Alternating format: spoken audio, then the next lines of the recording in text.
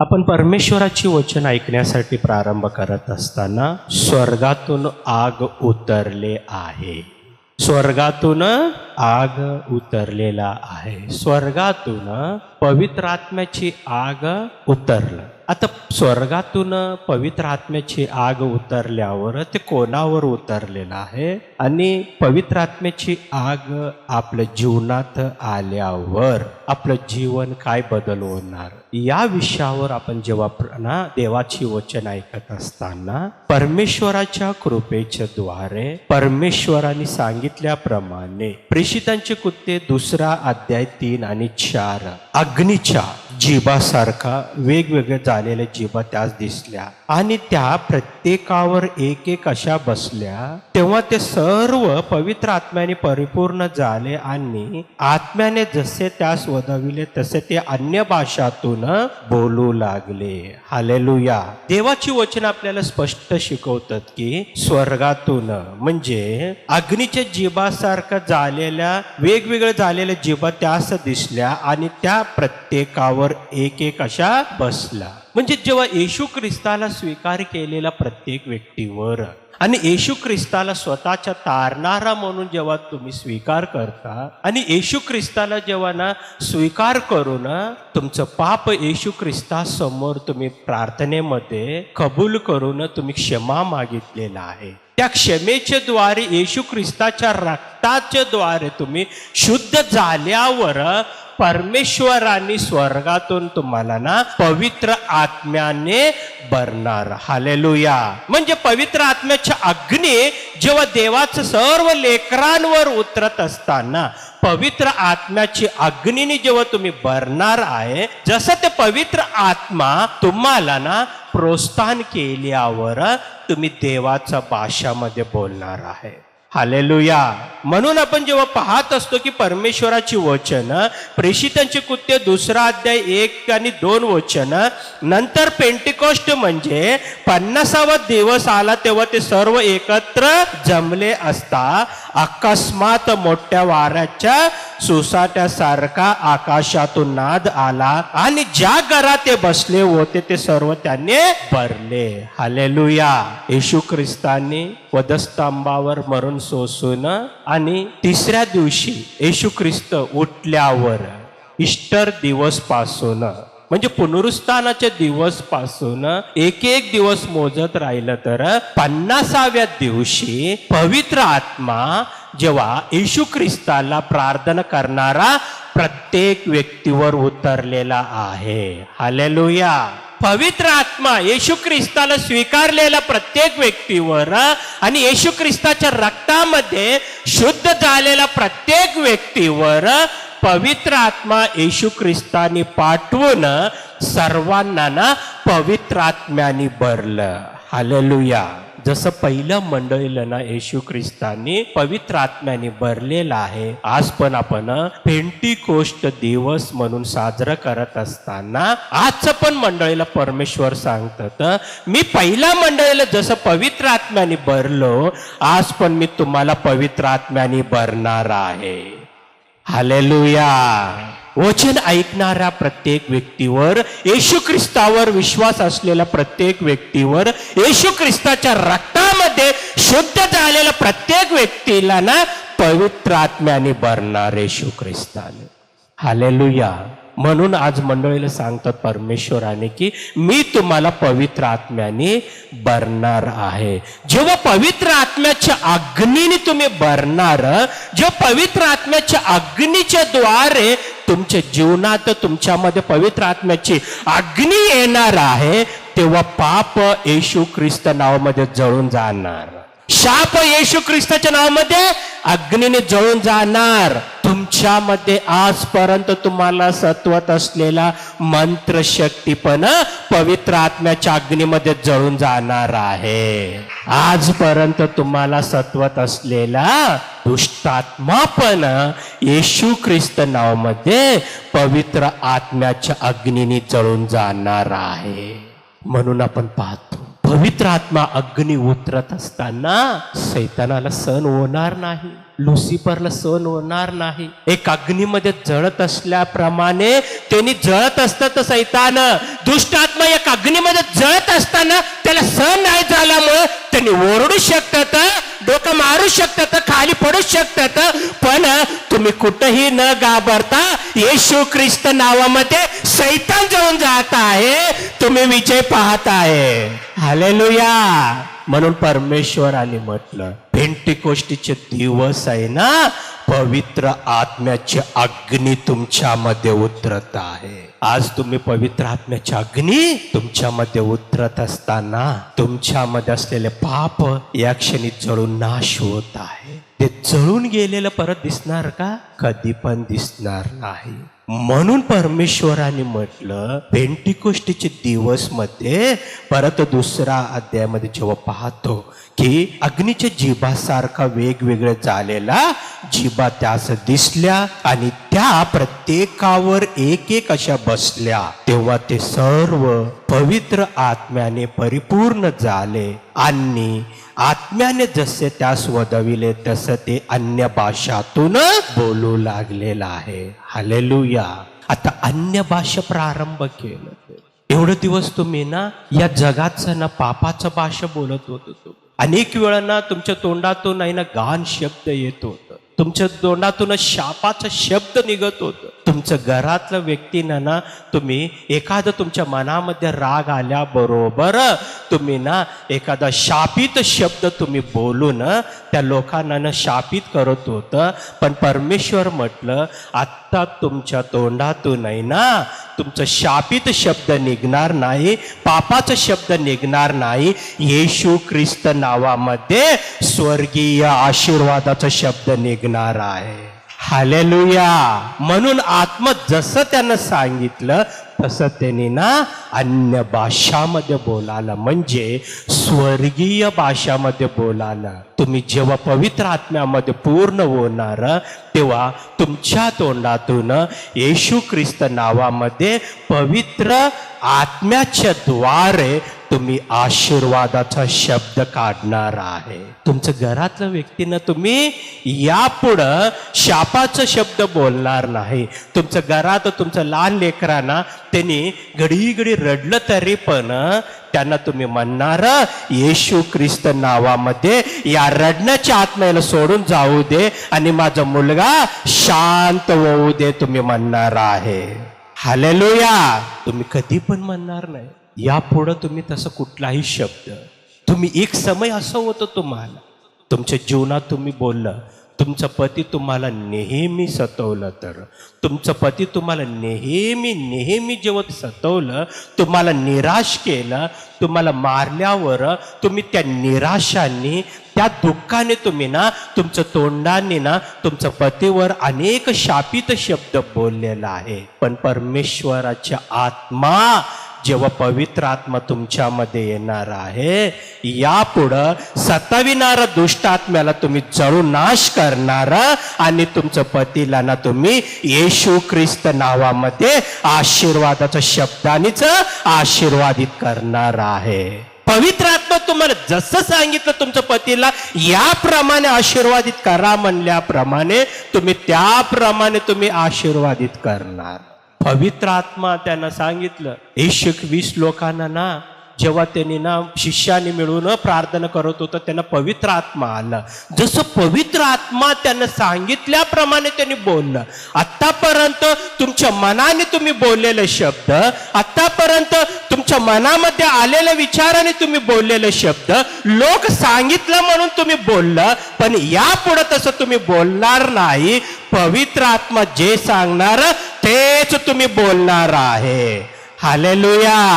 आता लोक सांगितलं म्हणून आपण बोलणार नाही, आपण यापुढं बोलणार नाही. आतापर्यंत बोलला असेल पण जेव्हा पवित्र आत्मा आल्यावर त्या पवित्र आत्म्याने येशू ख्रिस्त नावामध्ये आहे ना तुम्ही ना पवित्र आत्म्याच्या सहाय्यानेच तुम्ही ना तुमच्या कुटुंबात बोलणार आहे. तुम्ही कुठंही बोललं तर येशू ख्रिस्त नावामध्ये पवित्र आत्म्याच्या सहाय्याने. म्हणून परमेश्वर म्हटलं की ना मी माझ्या सर्व लेकरांवर पवित्र आत्मा पाठविणार. बघा योएल पुस्तक जेव्हा 2 अध्याय 28 वचन जेव्हा पाहतो, यानंतर असे होईल की मी आपल्या आत्म्याच्या मनुष्य मात्रावर वर्षाव करेन. परमेश्वर म्हटलं येशू ख्रिस्ताला स्वीकारलेल्या प्रत्येक व्यक्तीवर परमेश्वराने पवित्र आत्मा देणार. देवाचा आत्मा तुमच्यामध्ये राहणार आहे. म्हणून रोमकरास पत्र 8 आणि 14 वचन सांगितल्याप्रमाणे जितक्यास देवाचा आत्मा चालवितो तो देवपुत्र आहे. हालेलुया. म्हणून परमेश्वराचे आत्मा आता कोणाचा आत्मा देवाचं लेकरांना देणार? येशू ख्रिस्ताला स्वीकारलेला प्रत्येक व्यक्तीला परमेश्वरांनी त्याच्या स्वतःच्या आत्मा तुमच्यामध्ये पाठवत असताना तुम्ही देवपुत्र म्हटलं परमेश्वर. हालेलुया. येशू ख्रिस्ताला स्वीकारलेला प्रत्येकाला म्हटलं त्यांनी की तुम्ही देवपुत्र आहे, तुम्ही देवाची संतान आहे म्हटलं. हालेलुया. म्हणून परमेश्वर म्हटलं त्यांनी स्पष्ट की ना मी मनुष्य मात्रावर आत्म्याची ना वर्षाव करीन. म्हणजे परमेश्वरांनी प्रत्येक व्यक्तीला पवित्र आत्म्याने देवाच्या आत्म्याने भरणार. जेव्हा तुमच्यामध्ये देवाचा आत्मा येणार तुम्ही देवपुत्र झालेला आहे. हालेलुया. देव म्हणतात तिथं स्पष्ट आपल्याला की ना 28 मध्ये यानंतर असे होईल की मी आपल्या आत्म्याच्या मनुष्य मात्रावर वर्षाव करीन, तेव्हा तुमचे पुत्र व तुमच्या कन्या संदेश देतील. तुमचे पुत्र व कन्या संदेश देणार. बघा आपण एखादा संदेश द्यावं म्हणलं तर त्या व्यक्तीला काय राहायला पाहिजे? पवित्र आत्मा. म्हणजे परमेश्वरांनी स्पष्ट सांगितलंय तर तुमचे पुत्र व तुमचं कन्या पण पवित्र आत्म्याने भरणार आहे. हालेलुया. पवित्र आत्म्याने भरणार. तुमचे लेकरं आज आहे ना पापामध्ये न राहता शापाच्या मार्गामध्ये न चालता तुमचं लेकरं येशू ख्रिस्त नावामध्ये तुमचं पुत्र तुमचं कन्या पवित्र आत्म्याने भरणार आहे. हालेलुया. परमेश्वर सांगितल्याप्रमाणे तुमचे पुत्र व तुमचं कन्या संदेश देतील, तुमचं उर्दास स्वप्ने पडतील. म्हणजे तुमच्या घरात असलेल्या सर्व वृद्ध लोकांना पण परमेश्वर म्हणतात मी त्यांना पण पवित्र आत्मा देणार आहे. हालेलुया. त्यांना पण मी पवित्र आत्मा देणार. बघा इथं तुमचं लेकरांना पण पवित्र आत्मा मिळाला. तुमच्या घरात असलेला वयस्कर असलेला ना सर्वांना पण पवित्र आत्मा द्यायला. अजून परमेश्वर म्हणतं तिथं बघितल्यावर की उडता स्वप्ने पडतील, तुमच्या तरुणास दृष्टांत होतील. म्हणजे परमेश्वर सर्व तरुण मुलींना आणि मुलांना पण परमेश्वराने पवित्र आत्म्याने भरणार आहे. हालेलुया. म्हणजे सर्वांना कुटुंबात असलेल्या सर्वांना परमेश्वराने पवित्र आत्म्याने भरणार. आज तुम्ही ना अनेक वेळा तुम्ही विचार करत असतात की ना माझ्या कुटुंबात असलेलं माझ्या आई वडील बदलाव म्हणून तुम्ही ना विचार करतात. माझं लेकरं ना बदलाव म्हणून आहे ना तुम्ही विचार करत असतात. माझं पती बदलावं माझं पत्नी बदलावं म्हणून तुमच्या मनामध्ये अनेक वेळा विचार आहे. पण परमेश्वर म्हटलं मी तुमच्या सर्व कुटुंबात असलेल्या सर्वांना मी पवित्र आत्म्याने भरणार. हालेलुया. जेव्हा पवित्र आत्मा आल्यावर सर्वजण आहे ना येशू ख्रिस्त नावामध्ये बदल होणार. म्हणून तुमचं पुत्र आणि तुमचं कन्या परमेश्वर म्हटलं संदेश देणार. पवित्र आत्म्याच्या द्वारे त्याने संदेश देणार. तरुण मुलांना आणि मुलींना पण पवित्र आत्म्या आल्याबरोबर बघा, परमेश्वरांनी छान त्यांनी ना प्रार्थनेमध्ये राहत असताना ना त्यांनी दर्शन पाहणार आहे. परमेश्वरांनी जे दर्शन देणार ते पण पाहणार परमेश्वरांनी. आणि तुमच्या वयस्कर असलेल्या ना सर्वांना पण त्यांनी ना बघा, काही काही वेळेस वय झालेल्या लोकांना उठून प्रार्थना करण्याची शक्ती राहत नाही, पण आहे ना जिथं ज्या पलंगावर पण त्यांनी राहतात, जिथं बसलं, जिथंच त्यांनी ना प्रार्थना करून त्यांनी झोपल्यावर त्यांना पण परमेश्वरांनी पवित्र आत्म्याच्या सहाय्याच्या द्वारे स्वप्नाद्वारे बोलणार आहे. हालेलुया.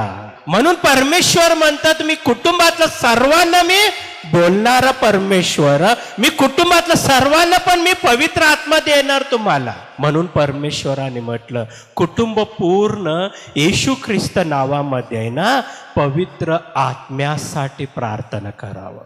कोणासाठी? पवित्र आत्म्यासाठी प्रार्थना करावं. जेव्हा तुम्ही पवित्र आत्म्यासाठी प्रार्थना करणार, पवित्र आत्मा तुमच्यावर आल्यावर परमेश्वराचे कार्य होत असताना, जेव्हा आपण प्रेषितांचे कृत्ये 1 अध्याय आणि 8 वचन जेव्हा पाहतो, पवित्र आत्मा तुमच्यावर येईल तेव्हा तुम्हास सामर्थ्य प्राप्त होईल. जेव्हा पवित्र आत्मा तुमच्यामध्ये आल्यावर तुम्हाला शक्ती मिळणार, तुम्ही अभिषेकाने भरणार. तुम्ही परमेश्वराच्या ना पवित्र आत्म्याच्या सहाय्याच्या द्वारे देवाच्या सर्व लेकरांना देवानी शक्ती देणार आहे. ते शक्ती तुमचं जीवन बदलत असतात. येशू ख्रिस्तामध्ये असलेल्या ना अभिषेक ते तुमच्यामध्ये पण येणार. तेव्हा ना देवाच्या शक्तीने जेव्हा तुम्ही भरत असता, तुम्ही परमेश्वराच्या सहाय्याच्या द्वारे, पवित्र आत्म्याच्या सहाय्याच्या द्वारे, अभिषेकाच्या द्वारे तुम्ही ना जेव्हा पवित्र आत्म्याच्या शक्ती तुमच्यामध्ये आल्यावर तुमचं डोळे शक्तीने भरत असतात, तुमचं विचार देवाचा शक्तीने बोलत असतात, तुमचं जीभ देवाचा शक्तीने बोलत असतात. तुम्ही ना देवाचा अभिषेकाने भरत असताना तुमच्यामध्ये असलेला एखादा रोग असला तर पण ते अभिषेक येशू ख्रिस्त नावामध्ये त्या रोगाला, त्या सैतानाच्या शक्तीला नाश करून तुम्हाला आरोग्यामध्ये बदलणार आहे. हालेलुया. सैतानाचं सर्व शक्ती, देवाचं शक्ती तुमच्यामध्ये येऊन सर्व सैतानाच्या शक्तीला नाश करणार. तुम्ही जोपर्यंत देवाचं शक्ती भरणार नाही तोपर्यंत सैतानाचं शक्ती काम करतच राहणार आहे, दुष्ट आत्म्याची शक्ती काम करतच राहणार.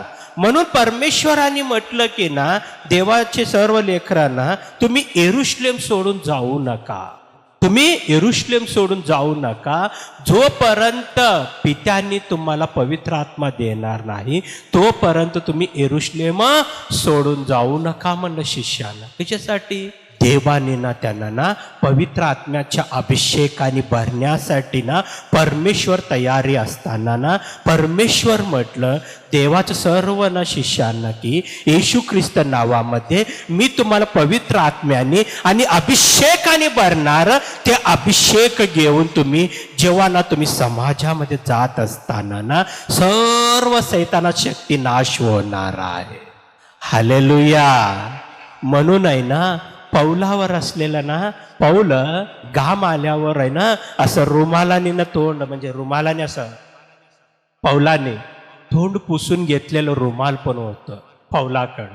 असं पुसून घेण्याची ना, घाम आल्यावर पुसून घेतलेलं रुमाल घेऊन लोकांनी काय करायचं, ते रुमाल घेऊन दुष्टात्मा असलेल्या व्यक्तीवर टाकल्यावर ते दुष्टात्मा ओढून निघून जात होतं. ते तेव्हा कारण पौलाने जेव्हा देवाचा अभिषेकाने भरलं, ते अभिषेक आहे ना, जेव्हा पौल रुमालाने जेव्हा घाम पुसल्यावर ते अभिषेक रुमालामध्ये पण आलेला आहे.